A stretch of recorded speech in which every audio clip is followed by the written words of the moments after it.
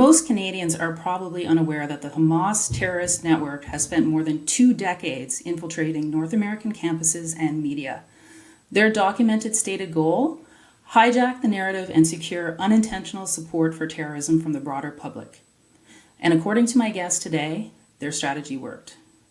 I'm Terry Newman with NP Comment, and my guest today is Lara Burns. Burns is an attorney and retired FBI agent who interviewed hundreds of people tied to groups like Hamas and the Muslim Brotherhood. She led the U.S. Department of Justice's largest terrorism financing investigation, United States versus Holy Land Foundation. She is now the head of terrorism research at George Washington University in Washington, D.C. Thank you so much for joining us today, Lara, for this very important conversation. Thank you so much for having me. I really appreciate it.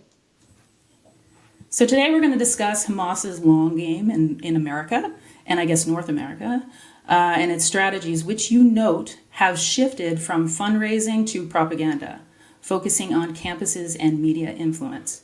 But before we can discuss, obviously, a shift in Hamas's strategies, we first need to understand the beginnings of the Hamas network in the United States. And I guess that probably begins with you telling us a little bit about what the Muslim Brotherhood is and what their goals are.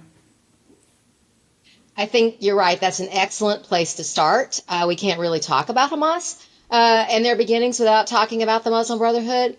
The Muslim Brotherhood is the largest modern-day Islamist movement in the world. And when I use the term Islamist, that is different from Islam, and I'll describe what I mean by that in just a second.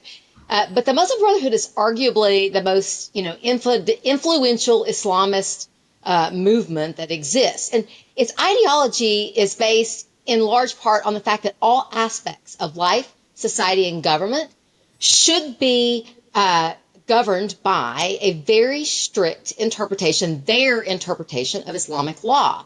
And they believe that they proceed about a grassroots effort to win the hearts and minds of a population through a process called dawah, and believe that once they've won the hearts and minds of the population, it is appropriate to use violence to usurp non-Islamist governments. And that would include governments in other Muslim countries that are not Islamist, and also Western governments, right? And so when we talk about the Muslim Brotherhood and Islamism, we're talking about a political ideology as opposed to Islam, which is a religion. They're two different things. And continuing on as far as the Muslim Brotherhood, right, if we're talking about how it relates to the creation of the Hamas terrorist organization, the Muslim Brotherhood is really the mother movement. The Palestinian Muslim Brotherhood is what became the Hamas, the Islamic resistance movement, Hamas. Okay, and according to some other reports that I've read from you, one very influential person involved in that was Musa Abu Marzouk. Now, why was he so significant?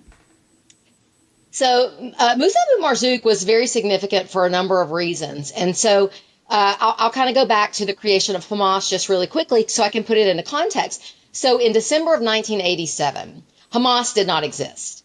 The Muslim Brotherhood existed. The Muslim Brotherhood began in 1928 in Egypt and spread quickly throughout the Arab world, and including had a significant structured presence in the Gaza Strip. But what some don't know is the Muslim Brotherhood by the 1960s had a presence here in the United States and in other Western countries. And by the 1980s, had a very well-structured existence here. It had chapters throughout the United States. It even had what we would refer to as kind of a board of directors, which they call a Shura Council, and a chairman of the board, which they call a Masul Alam. Very structured organization here, the U.S. Muslim Brotherhood. So in 1987, when the first Intifada broke out in the Gaza Strip, an uprising, that uprising was led by the Palestinian Liberation Organization, a secular organization that was run by a man named Yasser Arafat. It was a secular movement. And the International Muslim Brotherhood recognized that if they did not act, that they would lose control over the Palestinian narrative and lose relevance in the Palestinian cause. And the Palestinian cause has always been extremely important to the Muslim Brotherhood. So the Muslim Brotherhood strategically decided to create Hamas as their armed and striking wing in the Gaza Strip for the purpose of annihilating the country of Israel. But before they could do that, they had to establish their presence and relevance in the struggle, which meant, countering the Palestinian Liberation Organization. So when the International Muslim Brotherhood did this, they also sent a delegation to meet with the United States Muslim Brotherhood. And it was a little bit broader than that, actually, at the time. It was North America, which included Canada, and said, you will support Hamas from the United States with media, money, and men. Interestingly, the individual that was leading the U.S. Muslim Brotherhood at the time was Musa Abu Marzouk.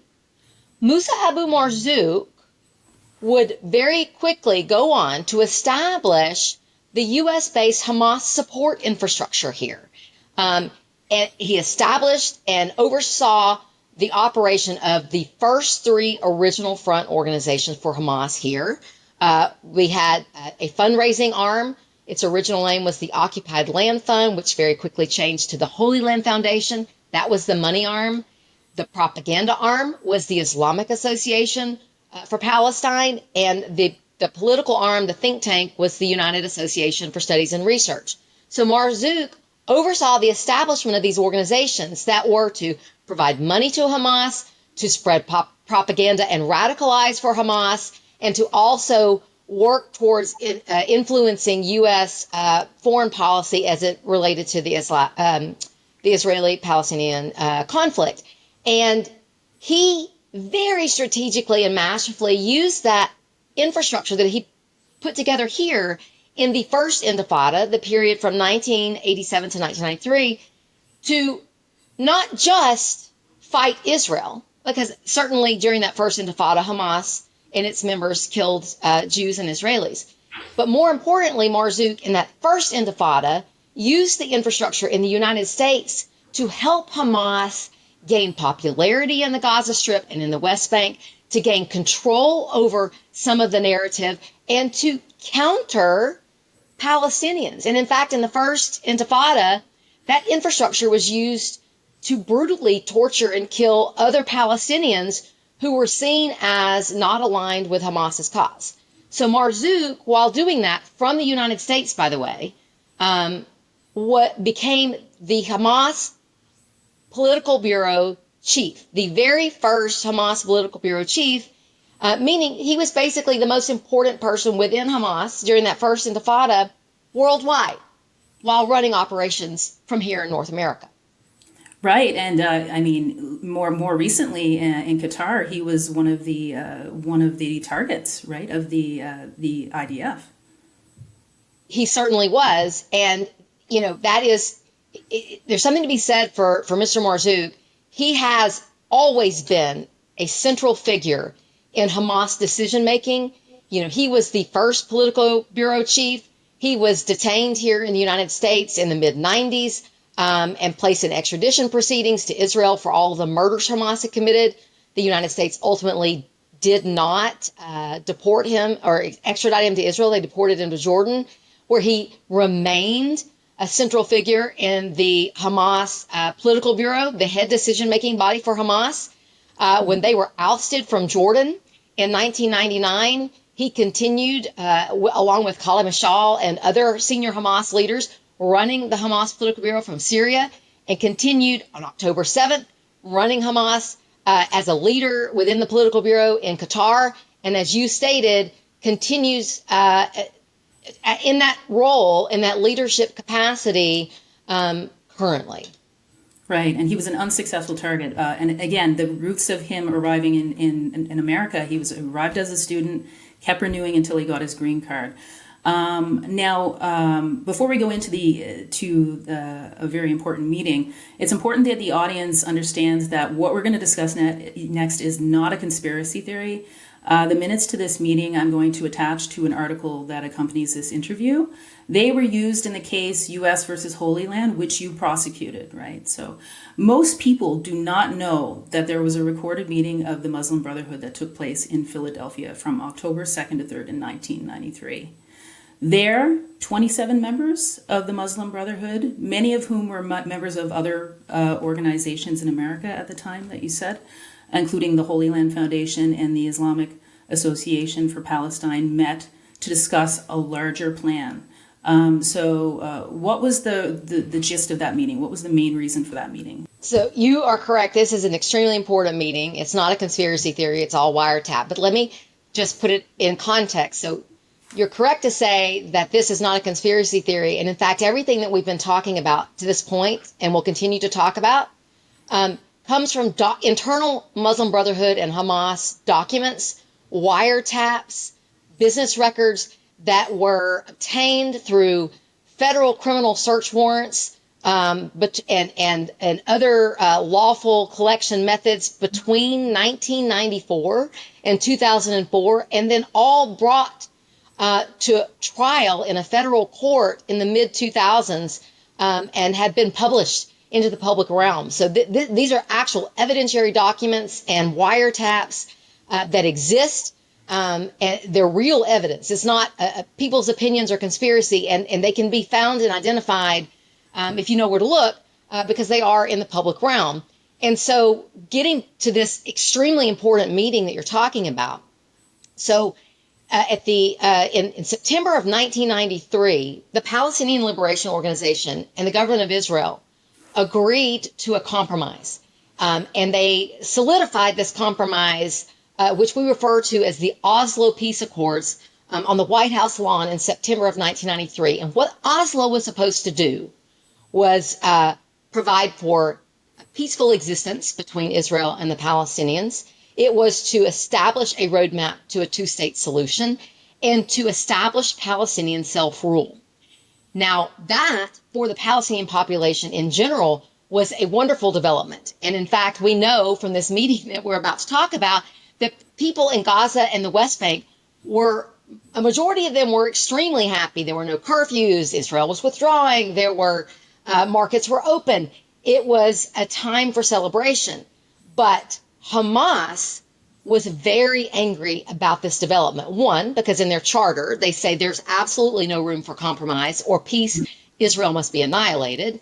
But equally as important to Hamas, who was seeking control over the Palestinian cause, they did not want Yasser Arafat and a secular party getting credibility for establishing a Palestinian state. And so Hamas immediately vowed to derail Oslo through any means necessary. And on the day that Oslo was signed, the U.S.-based Hamas leaders here got on the phone and said, we need to have an emergency meeting. And that phone call was wiretapped. That phone call was later published in the trial in 2008. It's in the public realm where they said, we must have a meeting.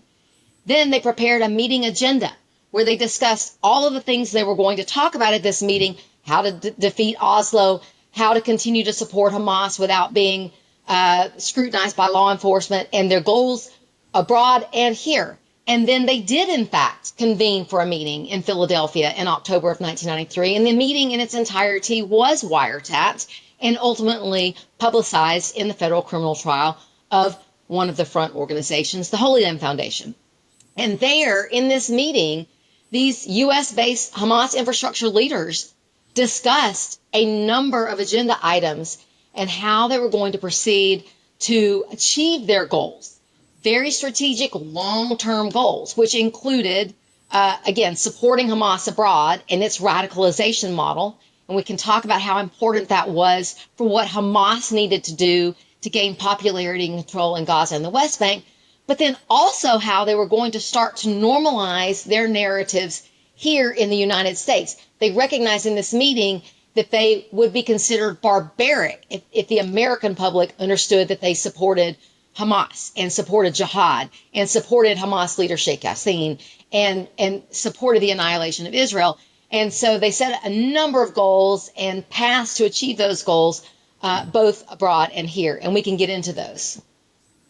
Yeah, I was looking through the first, even just like the first 80 pages of the document. What stood out to me is what you pointed out earlier. They did not like the idea of the peace agreement. They did not like Arafat. They talked as if the Palestinian Authority was kind of just like a fly. Like what do they think they're doing right now? Like they didn't give them a lot of grounds. They brought them up and. They were like, are they going to oppose us? Kind of conversation. That's what it. I interpret it as. And what stood out to me as well is first of all, immediately we're going to undermine any peace agreement that happens. And we know now as well, Hamas still exists. They still have the hostages, despite the Palestinian Authority coming out yesterday and saying that we're ready to govern, right? So, do you think that the Palestinian Authority is going to have any difficulty pulling off governing, considering what the goals of Hamas are and the Muslim Brotherhood? Yes, and I think all you have to do really is look back through history. Let's look at this very key time period that you and I have just been talking about, 1993. The Oslo peace accords were established. There was a majority of support within the Palestinian, like the West Bank and Gaza, in the population. They wanted peace. They wanted a state. They wanted self-rule. In fact, they got self-rule. But this Hamas terrorist organization, which believed, one, that Israel can't exist at all and there's no compromise, and that, two, Palestine must be an Islamist state, not a secular state, they set about destroying any hopes for that. And when I say any means necessary, we can look at the tactics that they used then, because history tends to repeat itself, right? If you're dealing with the same parties and the same actors and the same agendas, then you're likely going to have the same outcome. So the Palestinian self-rule was established. And what did Hamas do? You have a majority support for the positive developments in the region.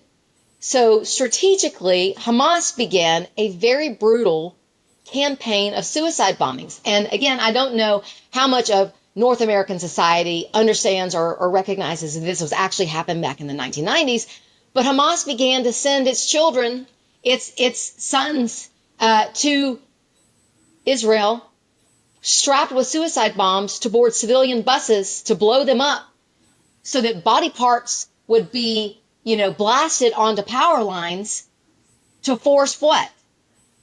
Hamas has always been extremely strategic. They understand that then a Western democracy must respond, and Israel would, and they would respond by attacking the militants, and then Hamas would capitalize on that and do two things.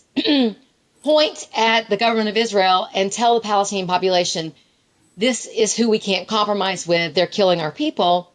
And then two, look at your inept leader, Yasser Arafat, and what he's allowing to happen. And by repeating these episodes of violence combined with the narratives to do two things, foment hate and undermine the self-rule, ended up destroying the possibility of all of those things. Right. And in fact, ultimately, through the money that was being raised in the U.S. and other Western countries through their radicalization model, radicalized, so many individuals, won their hearts and minds in Gaza. They ended up winning the elections, and then you had the civil war in Gaza between the Palestinian Authority and Hamas, not Israel. And then, with that, even with that, there's still violence. And fast forward to October 7th. So the question is, really, if history repeats itself, if Hamas is allowed to exist, how then does the Palestinian Authority, the Palestinian government, succeed in administering its population, right? Right. It is going to require partnerships from other countries in the region to really support them, not only to support them in governance, not only to support them in ensuring that Hamas is demilitarized, right? It has no arms, but also to help in governance to ensure that this radicalization model, where the population that Hamas is just teaching and preaching hate and violence to, is eradicated. All of that is going to be required for the Palestinian Authority to effectually govern its population. And Hamas is not going to bow down to that easily. They never have. It is Right. for Hamas total victory or death. Right, it makes sense. So some of the statements that stood out to me in the meeting were like you had pointed out, like they looked at the state of Palestine at the time and tried to figure out, how are we going to win hearts and minds. One of the statements they say is, what is the entire infrastructure of the Palestinian people? It's in tatters, and the condition is bad. Why don't we tie this to the occupation? So in terms of creating narratives, that was there very early on. And then they talk about reaching Western media. You got to go through Western media. I believe that there's a big desire in American media, the famous outlets in America, to understand a point of view representing the Islamic movement. So they kind of seem to understand something about the psychology of America, where they want to, they feel like, somebody is being oppressed, like, let's take advantage of that. And they say straight out, we need to be ready for the day that the media is interested again in the cause, right? And they also, as you mentioned before, they, knowing full well, they say, don't say Islamism, Too much talking about the Islamic aspect is not going to do us good in the long run. They bring that up. And they say at one point, we must not be gobbled up by the language of U.S. media, which talks about peace, negotiations, concession, compromise, and so forth. Only deal with that mentality in as much as it facilitates activism and does not affect the fundamentals. So I just thought, wow, when I saw that, especially thinking about the situation on campuses. Yes, and there's actually one point in the meeting. I mean, they talk about manipulating the media and throughout the meeting, but there's one point where they actually state that they need to infiltrate media, universities, and politics. This is a very educated, intelligent, strategic group. This movement, this Hamas movement, its leaders are calculated, and they're master strategists. And so they understood even then, and they say it in the meeting, that in order to achieve their goals in the U.S., they could not be blatant about what they were doing. They had to cloak their agenda in terms that the Americans would understand, right? They could not stay, they say it in the meeting, we can't tell the Americans we want the 1948 territories, which means the total annihilation of Israel.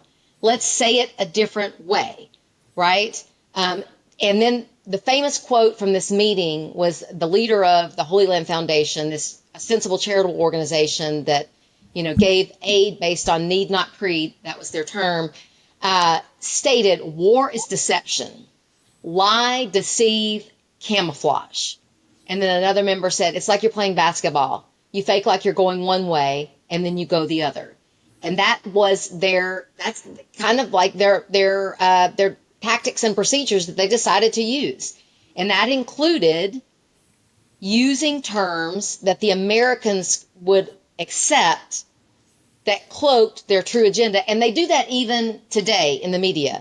You'll have Hamas leadership say something in the English-speaking media about regretting October 7th or, possibly accepting a peaceful solution and compromise. But their position and if you look at their actions, are completely different. And so they've always been very masterful in this. But it went beyond, the media. There was an intent to infiltrate other aspects of American society. Right, yes, it talks about, you know, first of all, we want the message, we want the Islamic message, we want to go to imams, we want to go to community centers, we want to have these things outdoors, which we see almost every week now. We want to get into the media, we want to publish things, we want to set up research, and we need legal representation. So a lot of those things, you know, really stuck out, and, you know, it seems like this is a lot of the situation that we have now. Canada also comes up in the meeting, even in the first 70 pages. Abul Hassan tells other people present in the meeting, I hope that media and public activism in Canada is mentioned if something is prepared. It might be the first opportunity for some of the brothers to meet people from Canada. And then they kind of laugh and say, we're all members in NAFTA now. So how different is the situation in Canada than America? Are the strategies the same? So the original strategy was the same because it was North America. One of the leaders of this U.S.-based Hamas, when I say U.S.-based, North America-based infrastructure, was an individual who was in Canada. And he did, in fact, according to evidence presented at the HLF trial, attend the Philadelphia conspiratorial meeting. And when we say conspiratorial, it was a number of these individuals around a table on wiretap conspiring to support Hamas from the United States, from North America, and Canada was certainly a part of that. In another interview that you gave, you explained that one of the reasons for the meeting was that this group had the sense that they needed to expand beyond fundraising, and this was in 1993. So I'm guessing the FBI was onto them at this point. Obviously, they tapped the meeting, and the result was the trial that you held.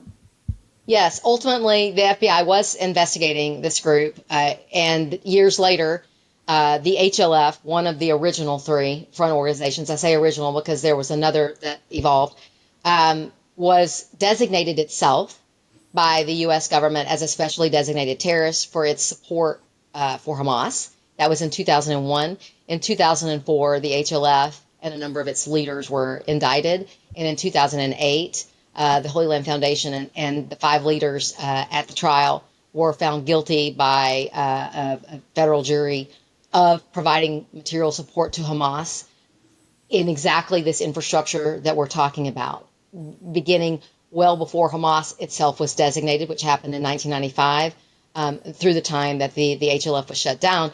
And in that trial, all of this evidence was presented, and the Islamic Association for Palestine, which was the propaganda front, was identified as a co-conspirator, as were a number of individuals and entities that were involved in this. And by the way, you know, not only was this a trial where a jury of 12 found them guilty beyond a reasonable doubt, that the defendant's attorneys appealed this to the highest courts, and the appellate courts affirmed the convictions. And so this is not, you know, a theory. This is not an opinion. This is a criminal case that was proved beyond a reasonable doubt to a jury and upheld in appellate court systems. And how difficult is it now for Canada and the U.S. to prosecute these organizations? So, you know, if you're talking about, you know, the same infrastructure here, these cases are extremely complex and very difficult to put together before a jury because of the complexity. You have so many individuals and entities that are involved. They create front organizations. They conceal their activities under the cloak of charity and human rights and even civil rights. They have layer upon layer of deception that conceal their true agendas. And so that alone makes it difficult to bring the truth to light in front of a jury and be able to prove it beyond a reasonable doubt. And then they have also shielded themselves behind our constitutional protections, right? And so, you know, when you argue that someone is, for example, knowingly and intentionally disseminating terrorist propaganda on behalf of a terrorist organization, you can assume that that individual or organization's defense will be, well, it was just free speech. And so, you know, in any prosecution, you'll have to overcome those defenses. So these cases are very difficult. And, you know, I've stated it before in this interview, the individuals that are involved in this conspiracy to support Hamas with media, money, and men are extremely intelligent. They are strategic, and they have the benefit of knowing everything the government did before, because the government did, I say we, I'm not part of the government anymore. The government did charge them, indict them. They were tried, and it wasn't just one trial. It was multiple trials. There was another entity that was set right across the street from the HLF that was an investment business for Musa Abu Marzouk. Some of those individuals were at the Philadelphia meeting. Those trials happened, and those individuals were convicted, and this evidence was presented. And so they have the benefit of knowing how to avoid detection because they've been through it before. And then one other element that I believe makes this so difficult, makes countering these groups so difficult, is their absolute determination and commitment to their cause, regardless of the consequences. And that's something that, we in Western society really have a hard time, I think, understanding, is they have this strategy. And the strategy, it continues to proceed even if people are put in jail, even if people are killed. Those things don't matter and in fact are good. In Western society, we plan lunch, we plan vacation. If we're in politics, maybe we plan 2 or 4 years in advance. But in reality, we are very short-term planners. And then if we have a plan and someone gets injured in pursuit of that plan, we're probably going to get rid of that plan. If someone gets hurt, if someone gets killed, we're probably going to get rid of the plan. If someone gets put in jail, the plan goes away. But not this group. Mm-hmm. This group continues on despite whatever hurdles you put in front of it. And so that also makes countering a movement like this extremely difficult. It's that sheer determination and commitment to their cause at all costs. So what do you think is going to break this in North America? Knowledge? Like, what is the thing that's going to stop, if it's so hard to prosecute them, what is going to work in terms of, stopping the success that they're having? I think a lot of the success that they're having right now is based on their ability to co-opt individuals and groups that would not support a terror organization in any situation, but they've bought in to the lies and deception of this movement and the movements that it's now partnering with.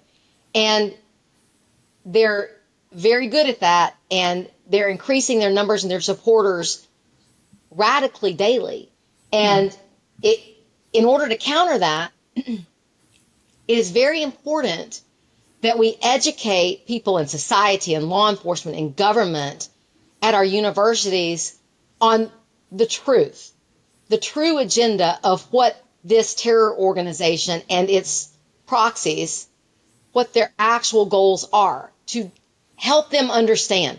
Because right now, they're so masterful at repackaging narratives and inflaming emotion and deceiving individuals that something is real when it's not, that it's very difficult to pierce that veil of deception, right? And so it has to begin with education, and it has to be everyone who knows the truth and understands the truth raising their voices to help stop this weaponization of lies that's co-opting individuals and fomenting hate and encouraging people that violence is an acceptable solution. At its very core, Hamas believes hate is good, violence is necessary. And if you look at the messaging that these groups are driving, now partnering with other groups that normally wouldn't support such, that's the underlying message. Hate is good, violence is acceptable, violence is necessary. That's a very scary proposition. And I don't think that we can counter that without educating government and society on the truth. And it's going to require society to have some responsibility in this, to look back and be able to accept and understand what these agendas are and demand to know the truth as opposed to accepting deceptive tactics that are just being fed to them. Right, because right now, looking at universities, for example, you have a lot of people who just may not be, even though they're in university, may not be well informed, right? And, they see themselves as actually being benevolent, being part of a good cause. And that may be like a large percentage of the people that they've harnessed, And we see the messaging getting more and more violent or aggressive along the time, and more outward towards to Jews in Israel, but they're still kind of holding on to those groups of people. So really education, I guess, at universities and politicians and things like that as well. Lara, I want to thank you so much for joining us today. We really hope to have you back in the future with your research and everything that you're doing. And I'd also like to thank National Post audience for joining us today for this very important conversation. See you next time.